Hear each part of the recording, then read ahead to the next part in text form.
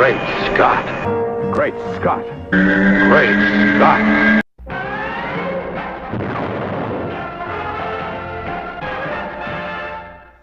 Hello everyone, and welcome to another edition of Great Scott. I'm Scotty V. Thanks for watching. So we've got some rumors that are coming out. No surprise, I've been talking about rumors for some time now, and as I said last week, one of the greatest things we have to look forward to in 2014, since there's not going to be any specific Superman movie, although we do have Justice League War, which Superman, I guess, plays a part in, a pretty large role, and we'll see what else comes around. But for now, as I said last week, we have rumors to look forward to. The most recent rumor, again coming around, resurfacing, is that Bryan Cranston might in fact be confirmed as Lex Luthor at some point. Still not confirmed, still a rumor. It's almost as if the people who started this rumor maybe didn't hear the first rumor. The other one, of course, is that Amy Adams has read the Batman vs. Superman script, and that's what it was referred to on Jimmy Kimmel once again when Amy Adams was on there. She's on there promoting American Hustle, and she spoke about having read the Batman vs. Superman script. Jimmy asked her, so you're in another huge franchise that's going to be filming pretty soon, the Batman vs. Superman movie, and she, of course, said she can't tell him very much, but she did just finished reading the script, and what she wanted to say was that although she can't give too much away, she figures not too many people are watching television these days, so what she can say is that the reason they brought Bruce Wayne and Wonder Woman together into this movie is because they want to explore the Superman/Wonder Woman relationship that is going on in current comics, and what better way to do that than to do that in the movie and kind of connect it up with the comics that's going on, while at the same time not forgetting about the romance between Lois and Clark. But since Bruce Wayne is going to be on, and since it's clear that Lois Lane has always had sort of an attraction to very strong, powerful men, you saw it on Smallville. You know, she had to date almost every superhero that showed up on there before she finally ended up settling for Clark, who she hated from the beginning. We're going to apparently see it in the new Superman versus Batman movie, and perhaps that's what the title hints at: Batman versus Superman in the ways of romance and love, because Lois and Bruce Wayne are apparently, rumor now on Jimmy, is that Lois and Bruce Wayne are going to start a relationship, and that's almost the entire reason why they brought Bruce Wayne into the movie.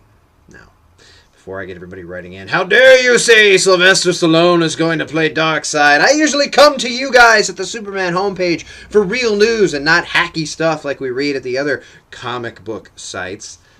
Obviously, I'm joking. This was not said on Jimmy Kimmel. All she said was that she had read it and she can't talk much about it. But what if they did explore something along those lines? How would you feel about it? I feel like there's already been so much chemistry, so much attraction, so much love shared between the two characters that they respected each other so much.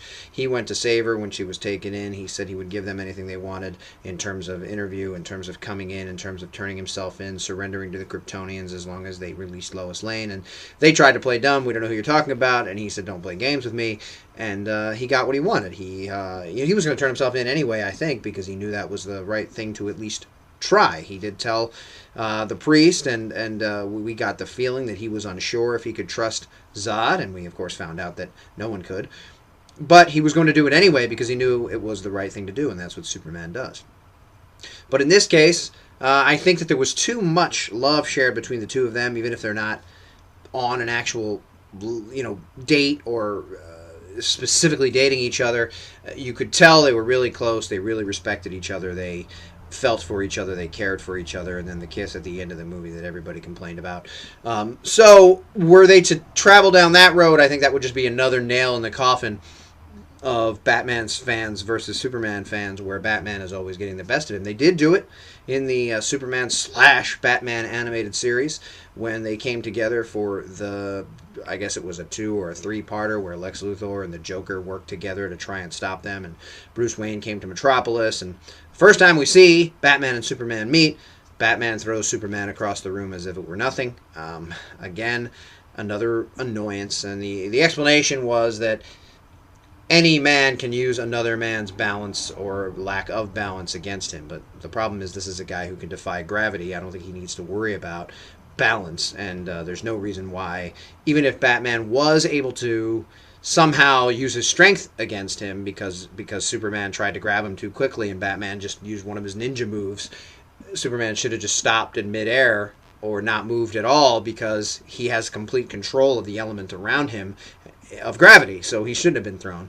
But anyway, as that storyline continued, Lois fell for Bruce Wayne, and they were dating a little bit, and then, of course, I guess Bruce had to leave at the end or something. I don't remember exactly, but it was never followed up. And nor was the relationship between Lois and Clark or Lois and Superman. There were a few times where they had a picnic together, where he was flying with her, where there was hints of it.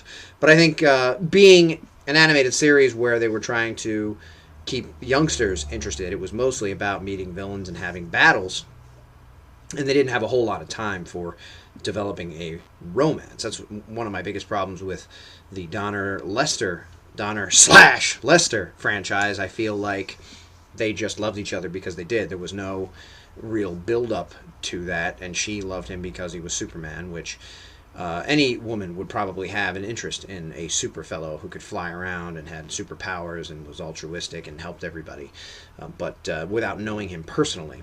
I felt like in this film we really saw a different side to Lois, where she knew that her continuing to pursue the story was going to hurt this man, and that you could tell she had compassion even though she was hard-hitting and even though she was a bit snarky.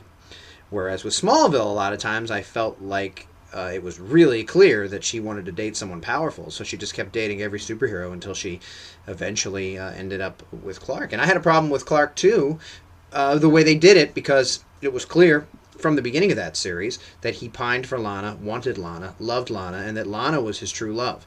In the end, he ended up settling for Lois because Lana, once again, rejected him when she got her powers or whatever and said, we can't be together and I'm leaving.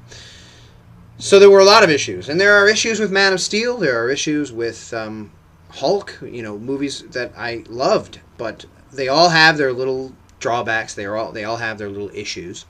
But overall, I really enjoyed Man of Steel, and I am looking forward to the sequel. Another little rumor we have is that the Kent farm being under snow, which is a picture you can see on the Superman homepage, is because the big villain for the movie, if Bryan Cranston in fact is cast as Lex Luthor, he'll be a peripheral player, he'll be in the background, because Snyder has said that fans have made it clear that they don't want to see Lex Luthor again, but they believe that he should be in the universe, so they are going to bring him in, but that Mr. Freeze will be the major villain, and that Batman will be the one who figures out a way to stop him after he freezes the Kent farm and Martha Kent, and they almost die of hypothermia.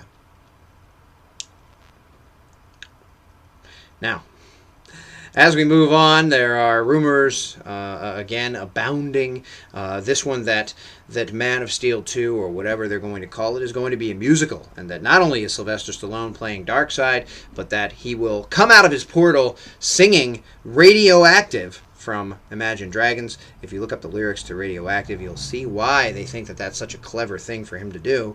And that at some point later on in the movie, Darkseid will sing Demons by Imagine Dragons, because all of his demons and all of his spawn and all of his evil minions will be coming out to invade the city of Metropolis, which Batman will, again, figure out a way to send them all back while Superman stands and quivers in fear.